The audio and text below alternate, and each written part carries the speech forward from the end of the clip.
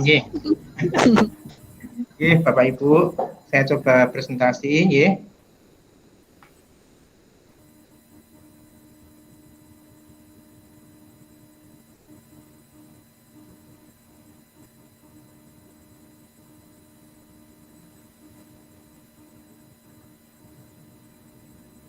Ya, saya cek dulu sudah kelihatan atau belum ya layar prinsip asesmennya. Sudah nggih. Sampun. Baik. Kita mulai untuk ya mencoba pemaparan simulasi pelatihan IAT. Terima kasih waktunya. Assalamualaikum warahmatullahi wabarakatuh. Waalaikumsalam warahmatullahi wabarakatuh. Suara saya terdengar Pak ya? Terdengar jelas Pak. Ya, alhamdulillah. Ya. Baik, hari ini kita akan memulai ya materi prinsip assessment. Kita bersyukur sudah bisa bertemu dalam keadaan yang baik dan sehat. Insya Allah diberi kelancaran memahami materi-materi diklat IHT yang berkaitan dengan pelaksanaan sekolah penggerak. Bapak Ibu semuanya, kita masuk pada materi prinsip assessment. Tidak begitu banyak Bapak Ibu, bahwa assessment yang biasanya disebutkan dalam sekolah penggerak bisa kita pahami sebagai kata yang menggantikan penilaian. Meskipun sebenarnya assessment bisa diartikan lebih luas Bapak Ibu.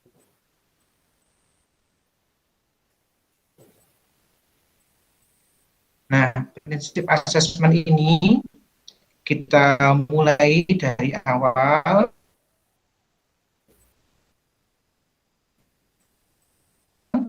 yaitu membicarakan atau membahas tentang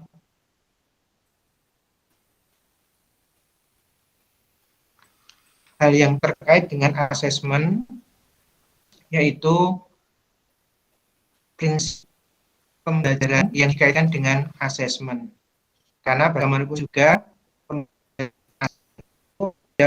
lebih dahulu. Namun kita lihat bahwa pembelajaran itu dirancang dengan mempertimbangkan tingkat capaian seperti saat ini, sesuai kebutuhan belajar, serta mencerminkan karakter dan perkembangan mereka.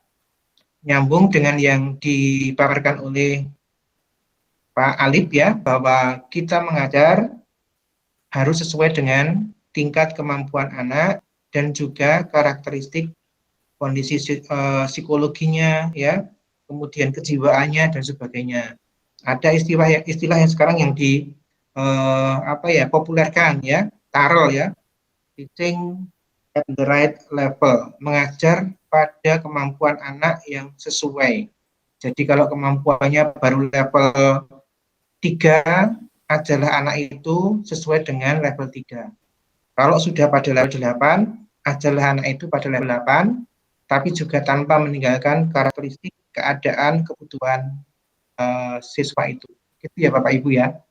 Jadi kalau Ki Hajar Dewantara mengatakan seorang guru itu menghamba pada seorang murid, benar-benar memperhatikan bagaimana dia punya kemampuan dan juga bagaimana dia memiliki keadaan atau karakteristik kebutuhan ya, minat-minatnya, harapan-harapannya harus kita pelajari. Itu ideal sekali ya. Tapi ya begitulah tuntutan seorang pendidik. Nah, yang kedua, pembelajaran dirancang dan dilaksanakan untuk sebenarnya ini mengembangkan ya, membangun atau mengembangkan kapasitas belajar ya. Yang ketiga, masih prinsip pembelajaran ya, kegiatan belajar mendukung perkembangan kognitif tapi juga karakter secara berkelanjutan dan menyeluruh atau holistik. Yang keempat, pembelajaran relevan ya, artinya pembelajaran yang dirancang itu sesuai dengan konteks kehidupan dan budaya peserta didik. Di tempat kami itu Bapak Ibu di Kendal ya, banyak yang jualan ramba. Barangkali kalau pas program linear ya, mungkin hitung-hitungan yang berkaitan dengan jual beli ramba kan bisa ya. Nah, itulah kontekstual.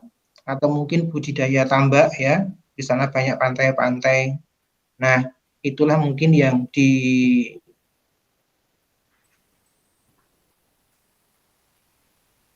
diharapkan ya sesuai dengan lingkungannya. Nah, kita masuk yang berkelanjutan. Nah, sekarang masuk pada asesmen. Asesmen itu merupakan bagian terpadu dari proses pembelajaran, memberi kemudahan dalam pembelajaran, kemudian juga menyediakan informasi berupa pelaporan ya, untuk feedback atau umpan balik bagi gurunya, bagi siswanya sendiri, dan orang tua. Kemudian asesmen perlu dirancang dan dilakukan sesuai dengan tujuannya. Nomor 3, asesmen dirancang secara adil, valid, dan dapat dipercaya, dan seterusnya ini tidak berubah dari kurikulum demi kurikulum ya. Kita bisa lihat ya. Kemudian asesmen sebaiknya meliputi berbagai bentuk tugas ya, instrumen dan teknik dan sebagainya. Bahkan nanti ada instrumen yang berkaitan dengan kegiatan proyek lintas kurikulum. Ya, mungkin masih menunggu ya. Dan terakhir, laporan kemajuan belajar dan pencapaian peserta didik bersifat sederhana dan informatif. Yang penting mungkin adalah bisa memberikan kekuatan anak di mana, kelemahan anak di mana, ya, kemudian harapan-harapan atau peluang apa yang bisa dicapai anak ya di masa mendatangnya berdasarkan ya keinginan anak, minat anak ya, atau minat bakatnya. Baik, kita lanjut satu persatu ya. Ada 5 prinsip asesmen, kita lihat satu persatu. Tapi nanti jika ada pertanyaan ya dipersilahkan ya untuk interupsi ya. Nah, 5 prinsip asesmen ini yang pertama, asesmen merupakan bagian terpadu dari proses pembelajaran. Kemudian di bagan, Bapak Ibu bisa lihat ada bagan yang melingkar, dimulai dulu dari asesmen, dilanjut dengan perencanaan, baru kegiatan belajar. Mungkin agak berbeda dari yang sebelumnya. Kalau dahulu mungkin kita merencanakan pembelajaran dulu, di dalamnya ada asesmen. Tetapi dalam sekolah penggerak ini, kurikulumnya menerapkan langkah-langkah yang jelas-jelas menempatkan asesmen di depan. Barangkali asesmen diagnostik ya. Jadi asesmen dulu, baru merancangkan pembelajaran. Begitu ya. Nah, kemudian berikutnya, prinsip asesmen yang kedua, asesmen itu dirancang dan dilakukan sesuai dengan tujuan. Jadi asesmen tidak boleh menyimpang dari tujuan. Ya, kita lanjut. Ketiga, asesmen dirancang secara adil, valid, dan seterusnya. Ini sudah seperti dulu, seperti itu ya.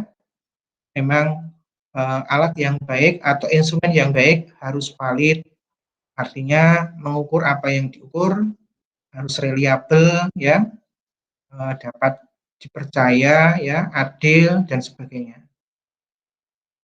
Yang keempat, asesmen sebaiknya meliputi berbagai bentuk tugas. Jadi ada variasinya Bapak Ibu, ada yang berbentuk penugasan, ada yang instrumen lain ya, kemudian teknik-teknik yang harus berorientasi pada pencapaian tujuan atau apa dikatakan sesuai dengan tujuan pembelajaran yang ditargetkan.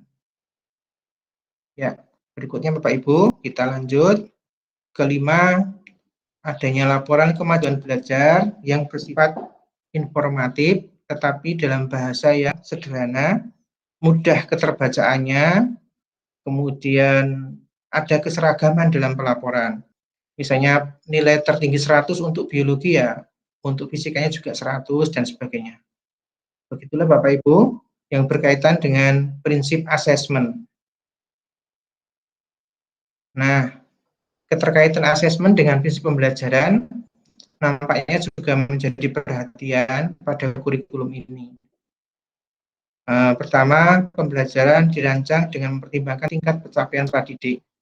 Inilah sebenarnya merupakan implementasi dari yang dikemukakan Pak Alif ya. Kita harus melihat anak terlebih dahulu. Dengan demikian, kita harus mengerti karakteristik anak. Mungkin gaya bahasanya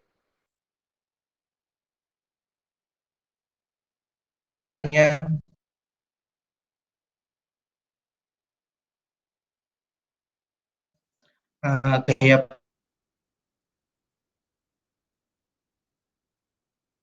belajar,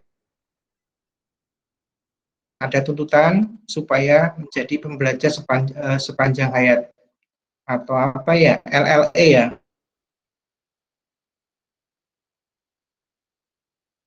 long life education ya. Kemudian ya, ada kegiatan belajar mendukung perkembangan kognitif tapi juga karakter peserta didik secara berkala atau berkelanjutan dan menyeluruh atau holistik.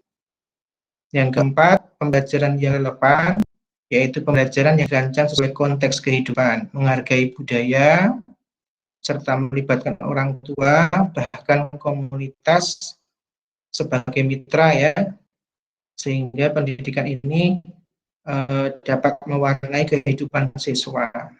Oke, terakhir ya, pembelajaran berorientasi pada masa depan yang berkelanjutan.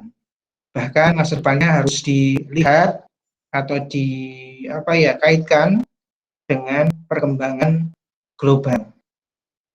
Itu Bapak Ibu tentang beberapa prinsip dari asesmen ya. Cukup mungkin pada sesi ini kita selesai di situ ya, yaitu mengenai beberapa prinsip asesmen yang dikaitkan dengan pembelajaran. Nah, Bapak Ibu semuanya, jika ada pertanyaan dipersilahkan ya. Silakan Bapak Ibu. Jika ada pertanyaan ya, yang berkaitan dengan prinsip asesmen.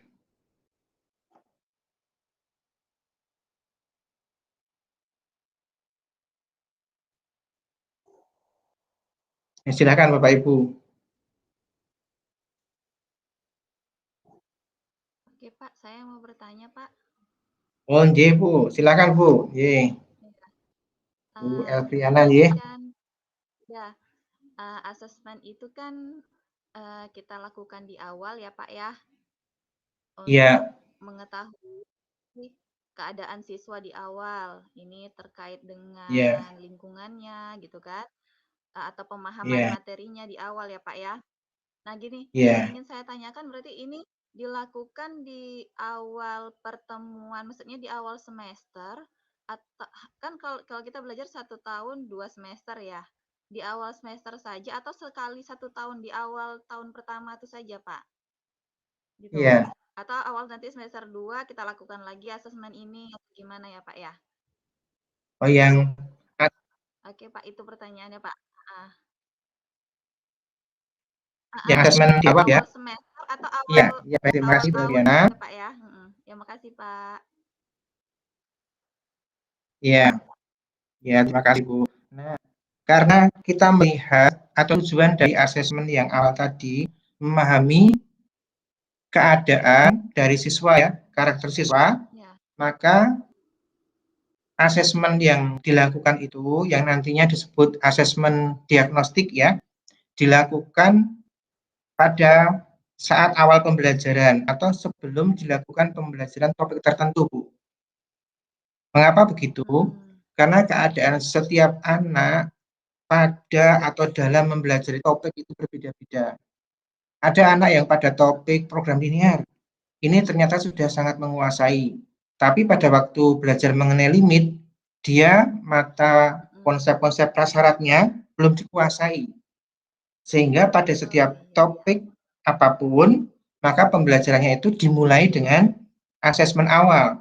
Dan asesmen awal itu ya mengukur mata konsep atau konsep prasyarat yang berkaitan dengan topik itu.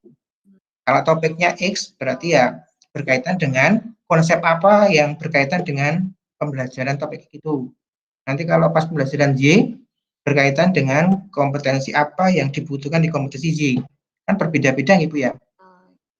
Karena berbeda-beda maka pada setiap awal pembelajaran ya kita berikan semacam tes atau asesmen diagnostik.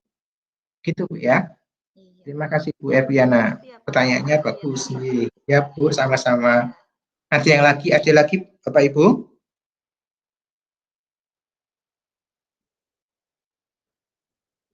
Monggo jika ada ya. Sudah cukup, Pak. Cukup ya. Ya baik, kalau cukup nanti dilanjut dengan diskusi ya Bapak Ibu. Diskusinya memaparkan apa yang sudah dikuasai dan belum dikuasai. Baik, dari saya cukup sekian. Terima kasih. Assalamualaikum warahmatullahi wabarakatuh. Waalaikumsalam warahmatullahi Waalaikumsalam wabarakatuh. warahmatullahi wabarakatuh. Ya. Terima kasih, Pak. Waalaikumsalam Ya, warahmatullahi sama-sama Bu, sama-sama Bapak. Ya.